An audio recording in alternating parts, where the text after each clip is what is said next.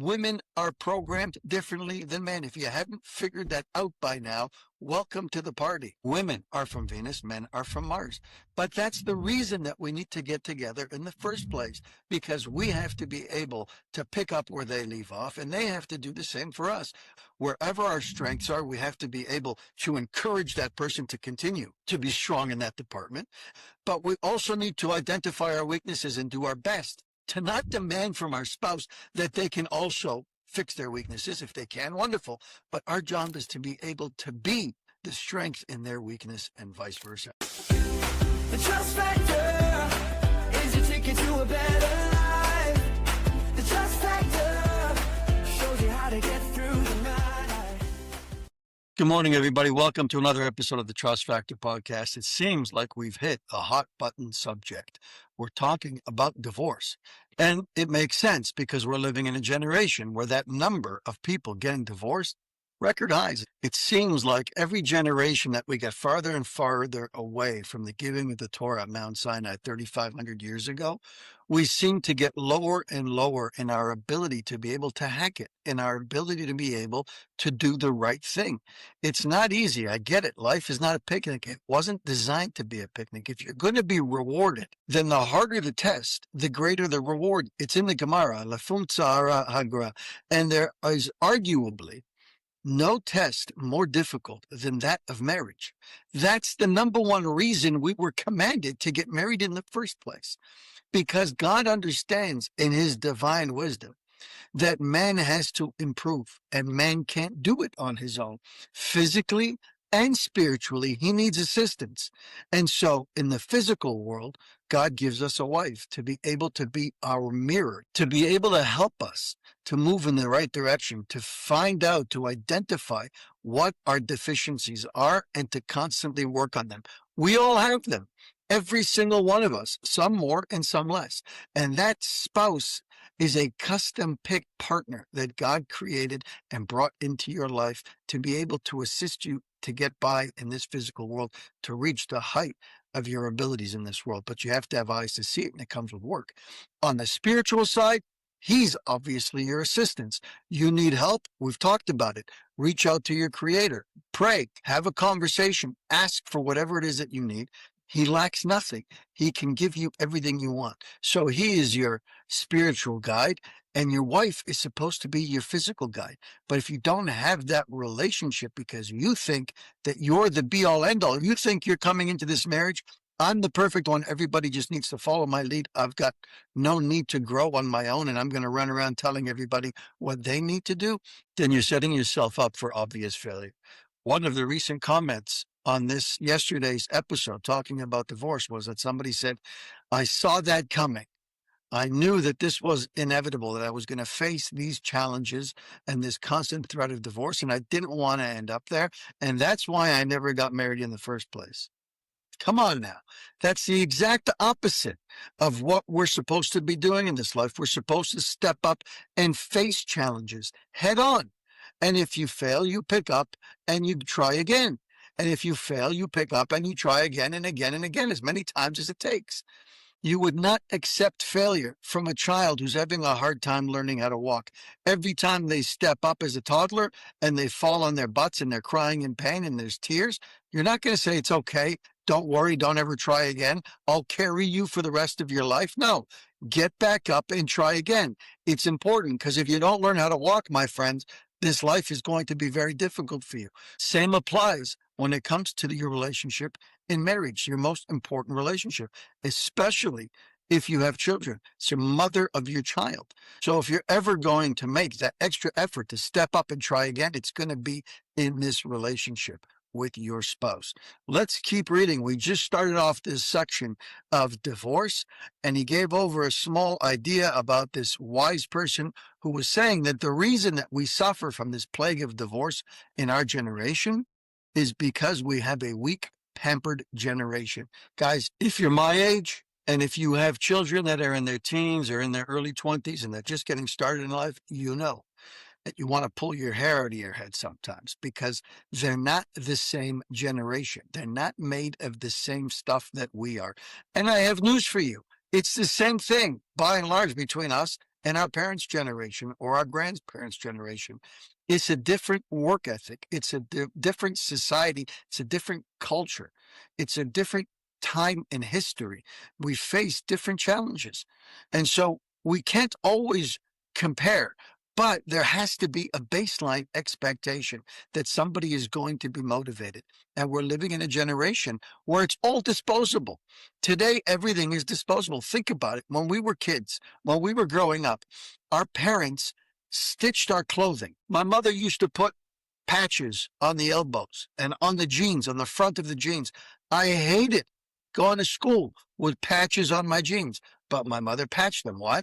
Because she understood the hard work that went in to be able to buy that pair of jeans or whatever it was. She took all of our shoes to the shoemaker. I don't know many people who take shoes to a shoemaker today. What do you spend on a pair of shoes? $150. Most people, as soon as they see wear and tear on them, throw them in the garbage, go buy a new pair.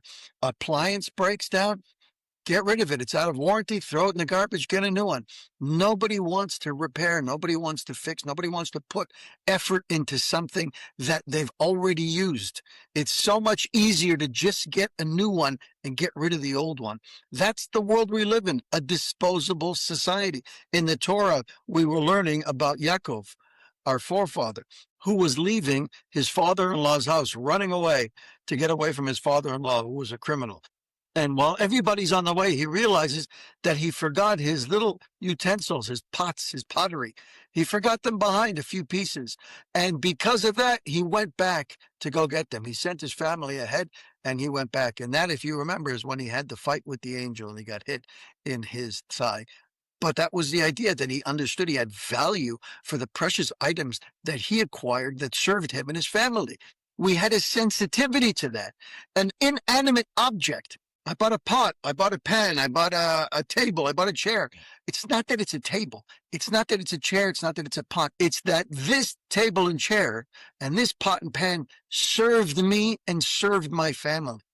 Consistently, every single day, we cooked, we warmed up our food, we sat at the table, we ate, we enjoyed time together. It's not about the inanimate object. It's about appreciating the value, the innate value that's in that item because it served us.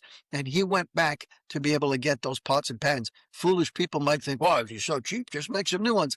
It's not about that. It's not about the money. It's about sensitivity and attributing value to items. How much more so are we going to attribute value to the person in our life who is most responsible, who's my other half, who takes care of all the things that I don't have to take care of on a day-to-day basis? But we're living in an entitled world. I just had a conversation with a friend of mine, also in business, who's complaining to me about the same complaints that I had, or similar. That being that he built this wonderful business, a wonderful business that took him decades to build. Blood, sweat, and tears went into building this business into what it is today.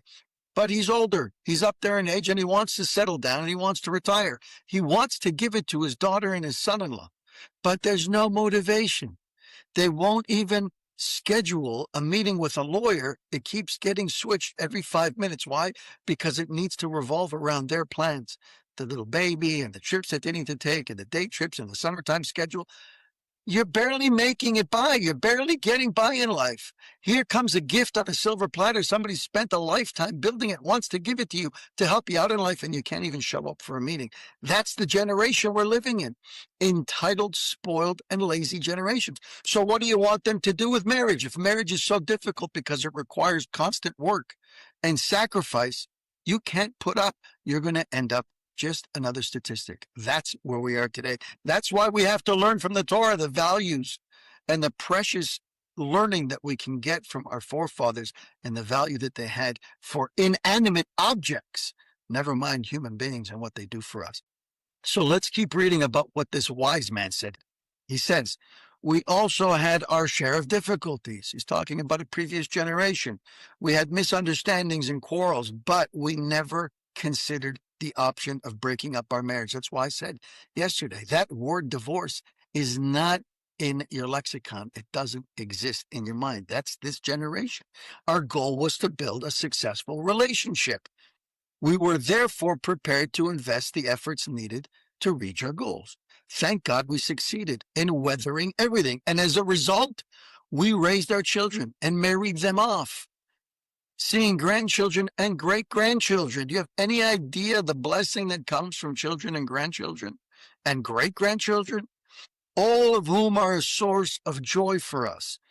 Had we lacked the patience and perseverance required in dealing with the difficulties in our marriage, we wouldn't have reaped all of these wonderful fruits.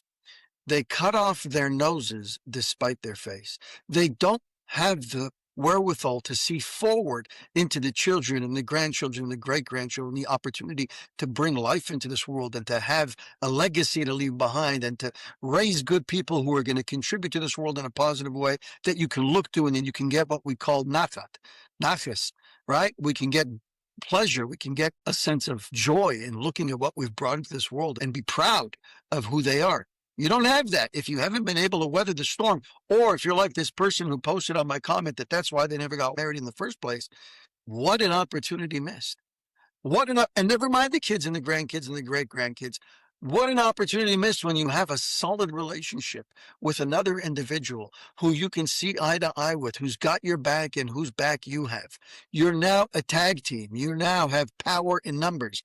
You have the ability to take on so much more as a married couple than you do as a single individual, as long as that married couple is solid and is working well together. If not, you have the opposite problem. You'll do better as a single person because now you're constantly at each other's throat and constantly bringing each other down.